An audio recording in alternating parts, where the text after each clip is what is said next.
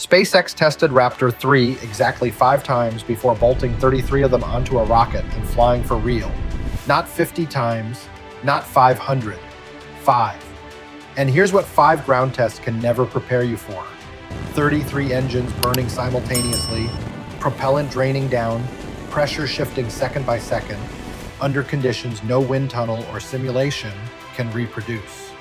The result? A Boostback burn abort. One Raptor vacuum shutting down at T plus 36 seconds. A booster hitting the bay, still supersonic. But here's the real question. If they knew 5 tests weren't enough, why fly anyway? The answer lies in the very things that broke. And today we walk through each one. So what exactly broke? Not one thing, not 2. 3 failure points in a chain, each at a different phase of flight, each telling a different story about why 5 ground tests can't prepare 33 engines to run together under real conditions. Let's go through them one by one, in the order they happened. 3 failure points, 3 different stories. The first failure point, T plus 142. A Raptor 3 on the booster's outer ring, the outer 20 engines, but shuts down mid-burn while the rocket is accelerating skyward. Sounds serious. But here's what surprised me in the telemetry. Velocity at hot staging still hit 5,700 kilometers per hour. To put that number in context, Starship version 1 staged at 5,300 kilometers per hour. Version 2 dropped to 4,700 because the ship got bigger, while the booster stayed the same. Version 3, even down an engine mid-burn, still crossed the line at 5,700. Think of it this way, you're running a marathon, one leg cramping since mile 12, and you still finish faster than the time you set with both legs healthy. That doesn't mean the cramp doesn't matter, but it tells you you're in significantly better shape than before. An engine out at this first failure point is expected for a first-generation engine. Raptor 2 had similar issues on its early flights, and SpaceX worked through them. This is the kind of problem you tune between flights without touching the overall design. Concern level, low. Not because it doesn't matter, but because it sits on the list of things you can refine. The second failure point, T plus 238, and this is the real problem. After ship and booster separate, the booster needs to execute what's called a Boostback burn, firing its engines to flip course and head home, instead of continuing downrange. This is the most critical burn of the booster's entire flight. Without it, the booster doesn't come back. SpaceX planned something bold this time. Burn all 33 engines for Boostback, instead of just the inner 3 like previous flights. Why? Because V3 stages significantly faster than before, 5,700 kilometers per hour versus 4,700. The booster needs to brake harder, faster. And since the booster is down to roughly 10% propellant at this point, no ship on top, tanks nearly empty, firing all 33 engines at once puts the initial deceleration at around 12 to 13 G. Sounds extreme, but the physics behind it is entirely sound. The problem, it didn't happen. Multiple engines shut down almost immediately after Boostback began. The system recognized something was wrong and aborted the entire burn. The booster got no flip-around burn, and everything downstream, no landing burn, no recovery, is a direct consequence of this failure point. Now I need to explain why this happened, and this is where the answer to the opening question starts to surface. Picture a water bottle. When it's full, you tip it over and the water pours out steady, even. But when it's nearly empty, just a little left at the bottom, tip it and shake it hard, and the water no longer flows clean. It splashes, air bubbles mix in, the stream breaks up. 33 Raptor 3s are simultaneously demanding propellant from a tank that's down to 10%, while the whole system is under massive deceleration.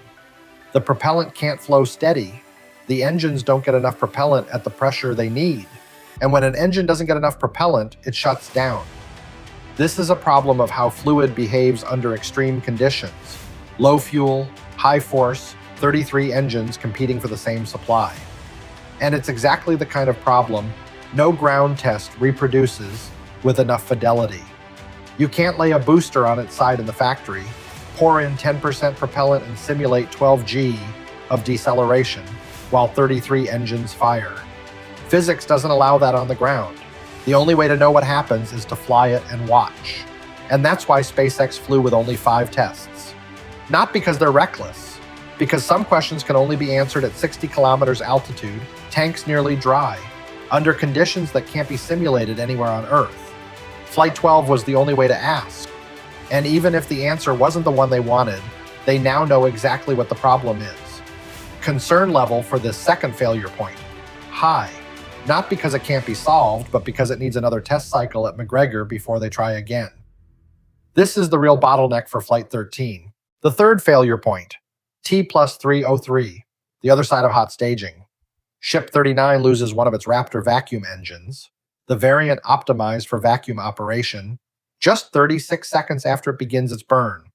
Immediate consequence, the remaining 5 engines have to do the work of 6, burning over a minute longer than planned to make up the missing thrust. The trajectory drifts off. SpaceX scrubs the in-space engine relight test. With the engine bay running abnormal temperatures the whole way, you clearly don't push for more. Engine bay camera footage throughout ascent shows it. Some metal hardware glowing red from abnormally high heat. Not the engine running normally kind. The something is hotter than it should be kind. But here's the interesting part. And this is where the story turns in a direction you might not expect. Down an engine since T+36, trajectory drifting, the system running off nominal from very early, Ship 39 still did something no Starship had ever done before, and that's the next part of the story. When everything goes wrong, Ship 39 does what's never been done. After the trajectory drifted off from the ascent engine out, Ship 39 had a very specific problem. It needed to fly to the landing zone, but along a longer path, farther south than originally planned. Nobody was steering it from the ground in real time. The system computes, adjusts, and flies itself home. And if you watch the attitude indicator on SpaceX's live stream throughout re-entry, that small arrow showing which way the vehicle is pointed, you see something unmistakable. Ship yaws south continuously, not for a few seconds, not briefly, for the entire main re-entry phase. The vehicle is guiding itself, compensating for the trajectory drift from ascent, flying itself to where it needs to be. But that's not the most remarkable part. Data from the SpaceX stream confirms Ship 39 used the very air resisting it to generate lift and gain altitude during re-entry. Let me explain what that means as plainly as possible. When an object slams into the atmosphere from space, the air resists it. That's why heat shields glow, why you see plasma streaks. Normally, that drag does one job: kill velocity. But adjust the object's angle the way an aircraft wing works, and you can convert part of that drag into lift. Instead of just being slowed, you're also pushed up. Ship 39 did exactly that. And the result, it didn't just fall straight down its drifted trajectory. It gained altitude, corrected its position, then continued re-entry on the heading it needed to reach the landing zone. This is the first time Starship has done this, not in a planned test. Not in perfect conditions, in an off-nominal state, with the trajectory already drifted from ascent. Why does this matter enough to get its own section? To answer that, I need you to think about a practical question. Once Starship completes an orbital mission and needs to come home, where does it go? The answer is Starbase, where Mechazilla is waiting to catch it. Not the ocean, not some empty field. Starbase precisely. The problem, orbits don't care about geography. At 300 kilometers altitude moving at 27,000 kilometers per hour, physics carries you wherever it carries you, unless you can adjust your flight path during re-entry to land on the right spot. That's cross-range capability, the ability to move sideways while falling. And Flight 12 just proved it works under real conditions. That means Starship is no longer locked to its orbit when choosing a landing point. It can go exactly where it needs to be. And this is one of the core capabilities SpaceX needs for Starship to truly operate as a reusable system. Ship 39's story isn't over there. As re-entry finished and ship set up for landing burn, SpaceX made a call. Use 2 engines instead of 3. The third engine, most likely still affected by the abnormal engine bay temperatures the whole way down, wasn't cleared for use. SpaceX didn't gamble. 2 engines. For a landing burn after orbital re-entry with the first cross-range maneuver in history. Then near the end of the burn, as the system transitioned from 2 engines down to 1 to finish the landing, the attitude indicator on the stream showed something I didn't expect to see: a full 360-degree rotation. Ship spinning in the final seconds on 1 engine, and it still landed. I know you want to compare this to SN15, the prototype that pulled off a successful 2 engine landing back in 2021. Fair question. But here's why these two aren't the same category. SN15 did a 2 engine landing after a hop test a few kilometers up. Clean trajectory, no re-entry, no heat load, no cross-range maneuver beforehand. You know every condition in advance. Ship 39 did a 2 engine landing with a 360-degree spin in the final seconds. After orbital re-entry, with a drifted trajectory, the first cross-range maneuver in history, and a heat load that ran longer than planned because of an engine out at T plus 36. Two completely different problems in complexity, like comparing parking in your familiar garage to parking in a tight spot you've never seen, in the rain, with one windshield wiper dead, right after an hour of driving through brutal traffic. No other program, Blue Origin, Boeing, anyone flying regularly, is testing fault tolerance at this level on a vehicle of comparable size. This isn't a shot at anyone. There simply is no vehicle at this scale flying often enough to accumulate this kind of data. And if you're finding this kind of analysis useful, if you want to keep getting takes like this for Flight 13, a like and subscribe genuinely makes a real difference for the channel. Now back to the biggest open question from Flight 12. The directional flip, nominal or off-nominal? There's one moment in Flight 12 I've rewound more than any other. Not the 33-engine ignition, not ship deploying the Starlink simulators, not the landing burn. It's Booster 19's directional flip right after it separated from ship. Let me explain why that moment matters, and why it's still the biggest open question from the entire flight.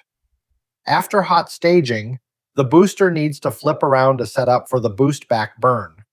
But not just any flip direction works. It needs a directional flip, a flip along a very specific heading, so that once it's complete, the booster is aligned with the flight path required for the trip home. SpaceX designed an entirely new mechanism for V3. Use ship's engines to push the booster into the flip. Specifically, ship's engine number 1 ignites first, generating a force in the direction it wants to push the booster. Then the other 2 engines follow in a carefully calculated sequence. In concept, it's a fairly elegant solution. You leverage ship's thrust, already firing right there, to control the booster's flip direction. No additional system needed, no dedicated propellant for the task. The problem: what happened didn't quite match what viewers expected. Booster 19 flipped laterally, sideways, then started to spin. Not a clean flip, a motion that looked not entirely under control. SpaceX later posted on its website that the booster executed a directional flip. That line sat in the flight success summary. Sounds okay, but it doesn't answer the real question: was that lateral flip what they wanted to happen?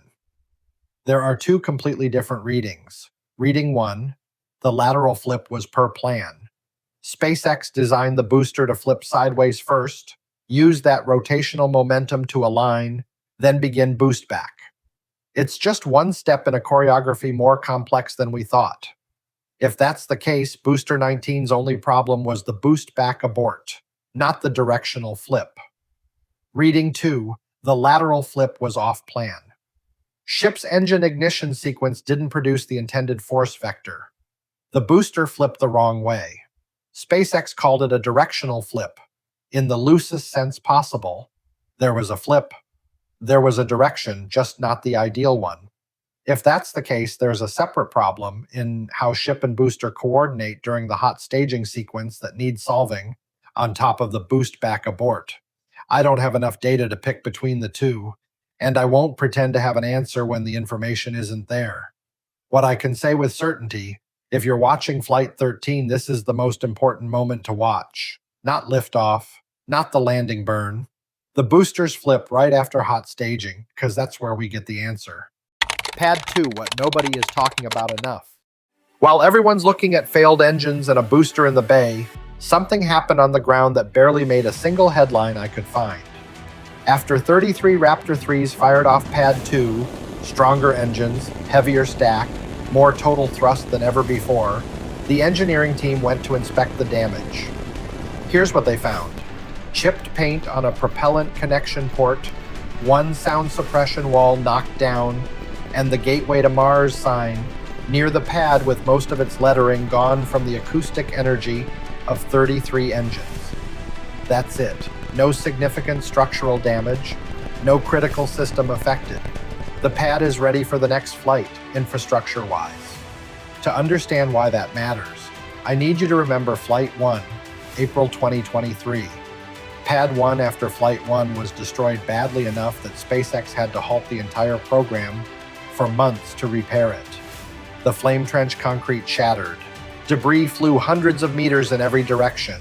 SpaceX had to fully redesign the flame trench system, add a massive water deluge system to absorb the thermal and acoustic energy, and rebuild from scratch before it could fly again. Flight 12 used Pad 2, an entirely new design, a different flame trench, and improved water deluge.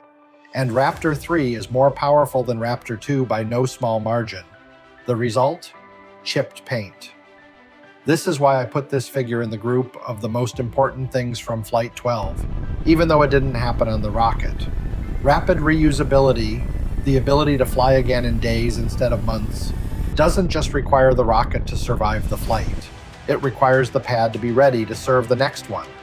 If every flight costs SpaceX 3 months of pad repairs, then a reusable rocket is meaningless. The bottleneck isn't the rocket, it's the ground infrastructure. Flight 12 just confirmed Pad 2 can take Starship 5-3 and come through nearly intact. That's one of the most positive signals of the entire flight, and the least talked about. As for the Gateway to Mars sign, Chun Wang, who put real money down on a Starship Mars flyby, targeted for as early as 2034, posted a photo of the burned, lettering stripped sign to X himself. No caption, just the photo. I don't know if he found it funny or worrying, but I know one thing. SpaceX should set the sign farther from the pad, or build it from better heat-resistant material. Maybe they should ask the team that did Ship 39's heat shield, because that heat shield survived orbital re-entry while the sign couldn't survive liftoff. Flight 13 realistic, not overly optimistic. All right, we've walked through 3 failure points, the first ever cross range, the open question of the directional flip, and the pad data. Now for the part where I try to be genuinely realistic about what comes next. Flight 13's biggest bottleneck isn't ship. It isn't the pad. It isn't the FAA. It's Booster 20 and the unresolved Boostback burn question. Booster 20 still hasn't completed cryo testing, the most basic verification before a booster is considered ready for the next phase. A cryo test is essentially this. You load liquid nitrogen and liquid oxygen into the tanks, pressurize to near flight conditions, and see if everything holds. Sounds simple, but it's the most important structural test of the vehicle before it flies for real. And with the new data from Booster 19, SpaceX will want to review Booster 20 carefully before rolling it out. Because if any adjustment needs to be made based on what was learned from Flight 12, better to do it now than after Booster 20 is fully assembled. Ship 40 has completed cryo testing, and that's a good sign. But with the new cross-range and thermal data from Ship 39, SpaceX will also want to review it closely before rollout. On the catch attempt, what many people are most looking forward to. The reality is, Booster 20 most likely won't attempt a Mechazilla catch. The reason is simple. To catch successfully, the booster needs a successful Boostback burn, then a successful landing burn, then to arrive at the right position with the right velocity for Mechazilla to grab it. SpaceX hasn't proven the first step, Boostback burn, with the V3 configuration. Attempting a catch before solving the Boostback burn would be too big a bet. The data points to the catch milestone waiting for Booster 21, or later. That's not a program failure. It's the logical order of solving problems one step at a time. A grounded prediction. If McGregor solves the early shutdown under low propellant problem in the next 2 to 3 months, and no additional findings from the Flight 12 data analysis complicate things, Flight 13 could target late this year or early next. But that's the optimistic scenario. Any further findings could stretch the timeline in ways that can't be predicted. As for the FAA, by the agency's official statement, it is still evaluating and hasn't determined whether this constitutes a mishap investigation. This is a smaller variable than the technical challenges, but still one to watch. Florida in the bigger picture. While all of the above unfolds in Texas, another picture is being painted on America's East Coast, and it ties directly into a question far bigger than Flight 13. Marmac 31, SpaceX's transport barge, just fitted with a large cover to protect hardware from rain and wind throughout the journey, has departed Port Canaveral and is en route to Starbase in Texas. Which vehicle will be the first placed on that barge and shipped to Florida? We don't know yet, but the barge's arrival says one thing clearly. SpaceX is preparing for a future where Starship doesn't fly from a single location. Transport cadence between Texas and Florida, the ability to move vehicles between the two sites, is a key part of the long-term operational plan, and that barge just began its first journey. At Launch Complex 39A at Kennedy Space Center, Florida, the tank farm keeps expanding. More tanks moved into position, connection systems being completed. SpaceX has completed another pair of deluge tests here, testing a water deluge system similar to what's already proven at Pad 2 in Starbase. The top deck firing, the first engine firing test on this pad, hasn't happened yet. That's the next milestone to watch in Florida. And at Launch Complex 37, an entirely new location, never used for Starship before, a flame trench is being excavated. The design looks identical to what was built at Starbase. That's no coincidence. When a design has proven it can take 33 Raptor 3s with nothing but chipped paint, you don't change it, you replicate it. The foundation for a second tower at LC-37 has begun. One of the tower roofs is being assembled on site. And per an FAA airspace evaluation filing, a heavy lift crane will be used to install a tower roof at LC-39A. It's not clear yet whether that's for 39A or for one of the towers at LC-37. And the bigger picture all of this is painting? Remember, Flight 1 in 2023, pad destroyed, vehicle gone within minutes, program halted for months. Flight 12 this year, pad nearly intact, the first cross-range maneuver in history, a ship landing on 2 engines after a 360-degree spin, and SpaceX building infrastructure for not one, but at least 2 launch sites. The gap from Flight 1 to Flight 12 is about 2 years. That rate of progress, from pad destroyed to pad just chipped paint, from vehicle gone to first ever cross range, is compressing faster than many people are actually paying attention to. And there's something that drifted quietly just outside Ship 39's hull throughout that flight. Something SpaceX didn't put there to collect data or test hardware, but to answer the most important question any crewed program has to answer: how do you know when it's safe enough for people